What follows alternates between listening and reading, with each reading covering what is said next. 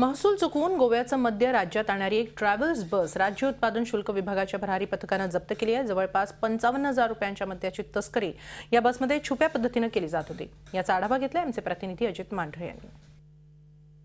राज्य उत्पादन शुल्काच्या भरारी पथक क्रमांक 1 ने एक मोठी कारवाई केलेली आहे। गोव्यावरून डेली अपडाऊन करणाऱ्या या बसमधून त्यांनी एक मोठं कन्साइनमेंट पकडलेलं आहे। गोव्याचं हे जे मद्य आहे जे महाराष्ट्र राज्यामध्ये विकण्याकरता मनाई आहे आणि ते तुम्ही पाहू शकता कशा पद्धतीनं एक सेपरेट कंपार्टमेंट बनवलेलं आहे। एक सेपरेट ही बसचा जो स्ट्रक्चर आहे त्या स्ट्रक्चरमध्ये नवीन पद्धतीनं त्या ठिकाणी दरवाजे बनवून त्या ठिकाणी एक बॉक्स बनवून त्या बॉक्समध्ये जवळपास 55 ते 60 हजारची दारू मद्य रोज इकडून आणलं जायचं।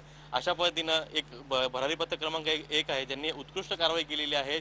मोठ्या प्रमाणात दारूचा साठा जो आहे तर या अशा एक नवीन जो बसमध्ये बनवलेला बॉक्स आहे तिथून आणला जायचा। ते बॉक्स त्या ठिकाणी की या संपूर्ण ज्या दारूच्या बाटल्या त्या ह्याच बॉक्समधून काढलेल्या आहेत। पहाटे पोलिसांनी कारवाई केलेली आहे।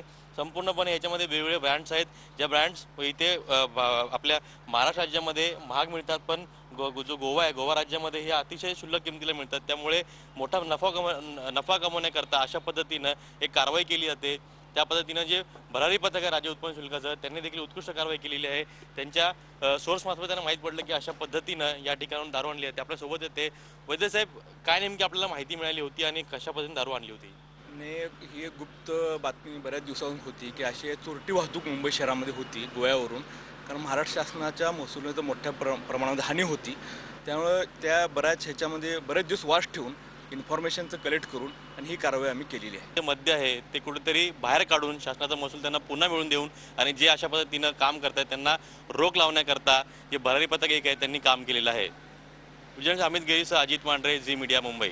झी 24 तास एक पाऊल पुढे।